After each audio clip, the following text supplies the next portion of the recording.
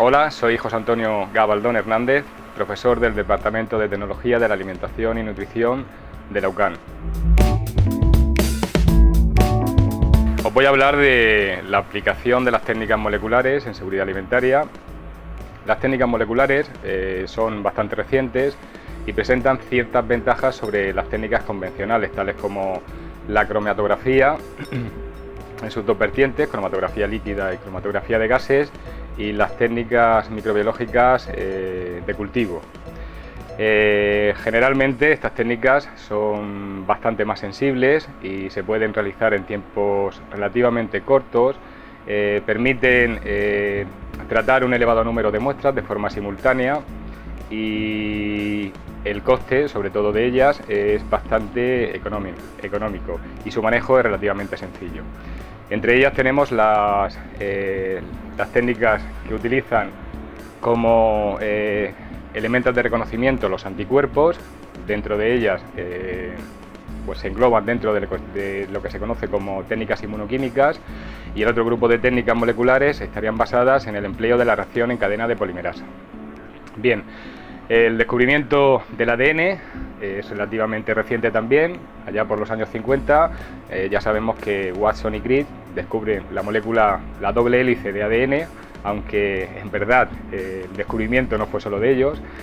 Por ahí se conoce y está descrita a la dama ausente, que fue verdaderamente quien obtuvo por difracción de rayos X la forma que tenía esta molécula.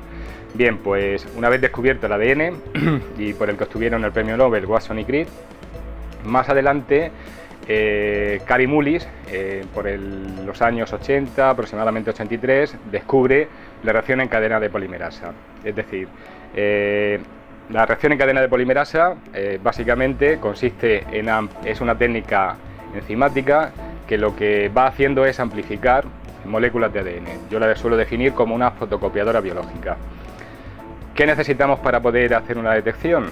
Pues necesitaríamos poner dentro de un vial reactivos de reconocimiento. En este caso, si pensamos en el genoma, donde estaría contenida toda nuestra información genética, un cromosoma, podríamos definir el genoma como una enciclopedia.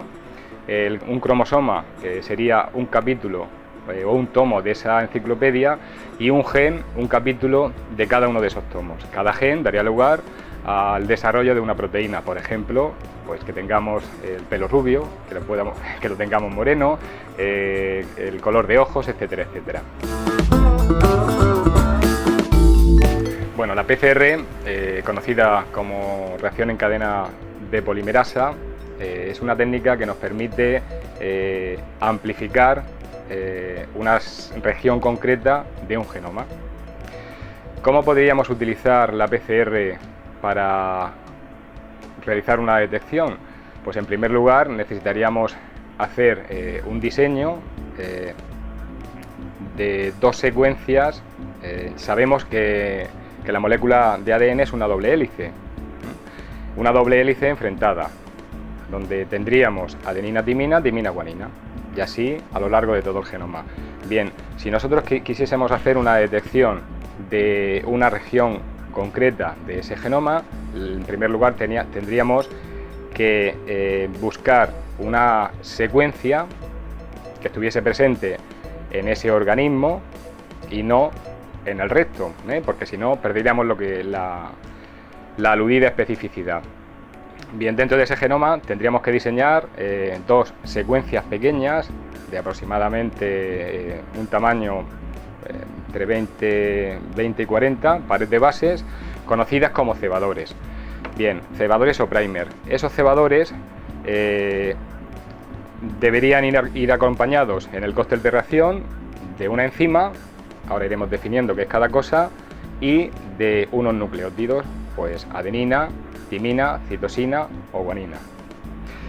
Bien, en ese cóctel de reacción tendríamos que incluir también el ADN extraído de esa muestra, y finalmente ese vial lo meteríamos dentro de un termociclador. Bien, aquí tenemos la disposición de un termociclador, en cada uno de los pocillos nosotros introduciríamos un vial. Bien, ya sabemos que lleva cada vial. ¿Cómo funcionaría la PCR? Pues la PCR son 3 ciclos térmicos. En el primer ciclo nosotros elevaríamos la temperatura por encima de 90 grados, abrimos la doble hélice de ADN y en cada secuencia se pegaría esos cebadores que nosotros hemos diseñado. Bueno, uno tendría que unirse a la parte de arriba y otro a la parte de abajo. ¿Por qué? Porque en ese ciclo, si en ese ADN que nosotros hemos extraído está la secuencia para la que nosotros hemos diseñado esos primers, se pegará. En caso de que no esté ese ADN para el que hemos diseñado los primers, no se pegarían. Un ejemplo, por ejemplo, un patógeno, salmonela. Si en esa muestra de alimento tenemos salmonela, cuando nosotros extraigamos el ADN y lo metamos en el cóctel de reacción, cuando desnaturalicemos y elevemos la temperatura por encima de 90 y tantos grados, obviamente esos primers específicos se pegarían. ¿Por qué tienen que ser específicos? Porque si no fuesen específicos para salmonela, se podrían pegar en cualquiera y no sabríamos qué estaríamos detectando. Bien, una vez que se ha abierto la hebra, supongamos que en esa muestra o en esa muestra a la que le hemos extraído el ADN tenemos salmonela, los primers se pegarían. ¿Y qué ocurriría luego? Pues tendríamos que bajar la temperatura en el segundo ciclo térmico a aproximadamente 50 y tantos grados, y una vez que bajamos la temperatura, ¿cómo completaríamos de nuevo esas hebras de ADN? Pues la polimerasa en este caso haría como sastre e iría cosiendo nucleótidos en cada una de las hebras, es decir, que en cada ciclo de PCR nosotros tendríamos, obviamente si hay el ADN que buscamos está en esa muestra, por cada ciclo nosotros tendríamos 2 hebras y así sucesivamente. Repetimos, los ciclos térmicos son 3. Desnaturalización, se unen los primers, anillamiento, bajamos por debajo de 60 grados, a 50 y tantos aproximadamente, la polimerasa va cosiendo y subimos en el tercer ciclo por encima de 70 y a eso se le llama polimerización. Si existe ese ADN que buscamos, conseguimos que por cada ciclo nosotros obtener 2. ¿Cuántos ciclos tiene una PCR? Pues habitualmente entre 30 y 40. Con lo cual, si nosotros por ciclo vamos duplicando la cadena, al final de esos 30-40 ciclos, imaginemos la cantidad de ADN que vamos a obtener, 2 elevado a n. Por eso, como os decía al principio, es una fotocopiadora biológica, vamos fotocopiando ADN. Y eso nos va a permitir, a partir de una sola molécula de ADN, poder hacer una detección. ¿Para qué podemos utilizar una PCR a nivel analítico? Pues podemos utilizarla cuando queramos hacer una detección de ADN. Ejemplos concretos, pues organismos genéticamente modificados, tanto de maíz como de soja. Podemos hacer un screening buscando las construcciones reguladoras, por ejemplo P35S y TENOS, o bien cuando queremos detectar algún evento concreto. Ya sabemos que la legislación establece un umbral del 0,9% para no etiquetar en un producto, para todos aquellos eventos que estén autorizados. Cuando superemos ese umbral, la legislación establece que hay que indicarlo en el etiquetado. ¿Para qué otras sustancias? Pues por ejemplo alérgenos. En este caso todavía es más grave. ¿Por qué es más grave? Pues la única sustancia que tiene límite máximo de residuos o un umbral establecido es el gluten, las gliadinas. El resto no, el resto te establece presencia, ausencia. Bien, pero ¿todos tenemos el mismo grado de susceptibilidad? No. Obviamente la población es heterogénea.